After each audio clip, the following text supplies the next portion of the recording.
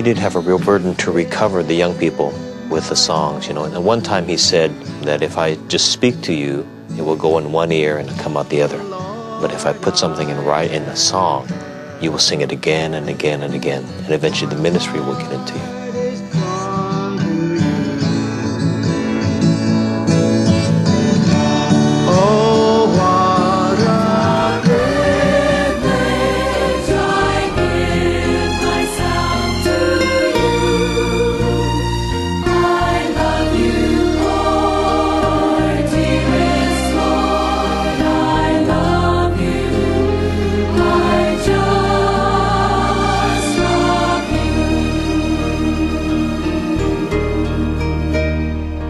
He knew that the way to the young people, though, is music, because you know how the enemy uses music to capture the young people, and so he realized how crucial it is for the young people to have songs of the Lord.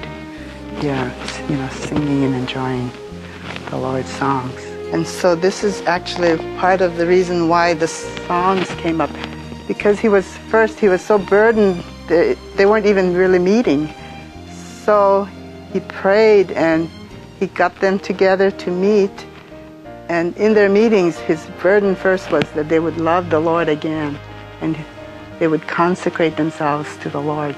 And then when that was gradually recovered, then the burden for the gospel. He wanted them to have burden for their fellow, you know, students and friends. And so many of these songs actually came out from his burden for the young people to be recovered back to their first love, to preach the gospel and bring the increase. Jesus, my first love, oh Jesus, my best love, I now return to you. Jesus, my first love, oh Jesus, my best love, I love you. I just love you. Your love has conquered me.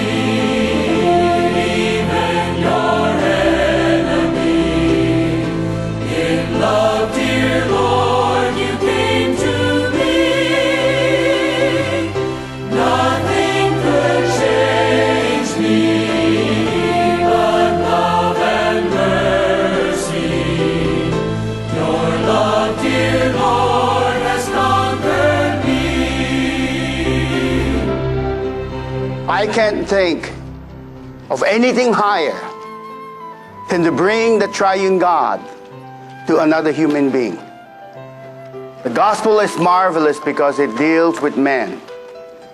As you go on with the Lord, you will realize his whole burden is just mankind. And what a privilege it is to bring God to another human being. You taste this, the food which no one else knows. It ruins you. You know why you're created. Surely going on with the Lord is touching his burden for man from the time he's saved, shepherding, and into the church life. When he got saved, Wayne would purposely park his car down the street, and Howard found out later that, and he reserved a parking space for Howard, so Howard could park in their driveway every morning to school. So that would give him a time to, you know, to come to the house, and they would take care of him every day. So just from the beginning of his church life, he came into a home. So he said, if ever we get a home, it has to be by the campus. And all our homes has been by the campus since. Concerning the campus, oh, Howard just loved the young people so much. To him, the campus work was not a work. It was just the enjoyment of Christ. And I would say Howard saw himself and enjoyed at least being in reality, not just a vessel, but a channel vessel. A vessel that's got two ends, two openings, just like drinking and flowing like a hose. After Eldon Hall, you know, moving to the valley, after the earthquake, you know, there was a whole migration to the valley. And of course, fortunately, Dick was there too. But that's when we had our we had a brother's house. That was the first house we bought. And his whole burden was for the campus. We were at Northridge campus.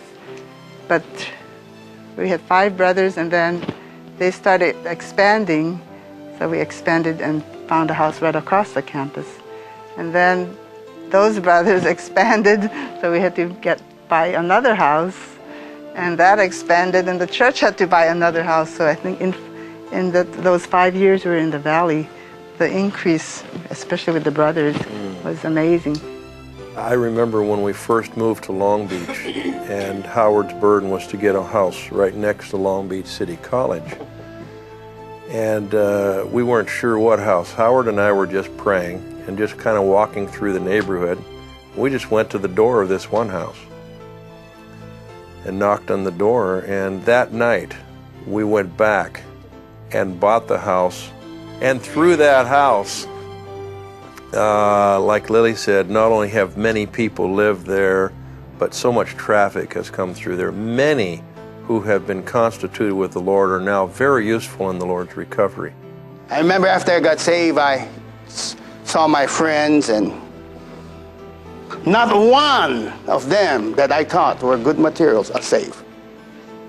And everyone I almost never even attempt to preach are saved. From that day, I gave up my discernment. Otherwise, you go on the campus, you look around, this one is not saved. No, he'll never get saved. Oh, no, no, no, no. You don't know until you speak. And then even you speak, they may reject you. One time I got a call about 4:30 in the morning, I think, from Howard. He got a hold of me and he said, Brother Dick, he said, while we were sleeping, there was a guy who walked into our house, and he's sleeping on the sofa. He says, and I'm not sure what to do. He said, you think you could come over and we together could see what we could do with this person? So we just called on the Lord a little bit on the phone, and then I went over, and most people would just call the police. But Howard loved people. And I was kind of thinking, as I was driving over there, I was thinking, oh, Howard, why don't we just get this guy ejected? But Howard and I were opening to the Lord, and we just began speaking the gospel to him. Howard would share something, I would share something. Anyway, Howard said, well, how about if we fix you breakfast? And I thought, wow. So here we are, loving a complete stranger, and we gave him some breakfast. And then after breakfast, we preached the gospel more, and then we baptized him in Howard's bathtub and sent him off with a big smile on his face. The Spirit's sweeping carefully until she finds it. Until, how long is that?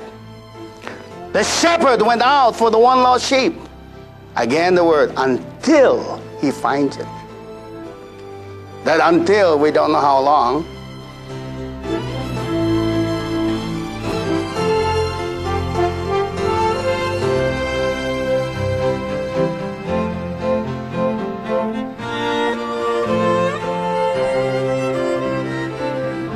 As I'm loving you and enjoying you, Lord,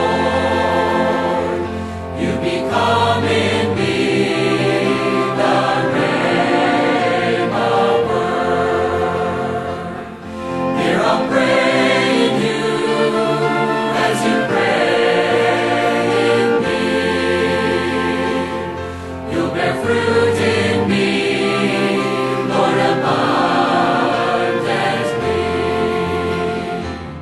He planted this vine tree, grapevine. He loved John 15, I am the vine, you are the branches. Abide in me and you bear much fruit. He just loves to see the Lord's body and the vine tree to spread out. His whole being is just consumed with the Lord's life flowing in his members for increase and spread for God's economy. And he'll pour out everything and anything.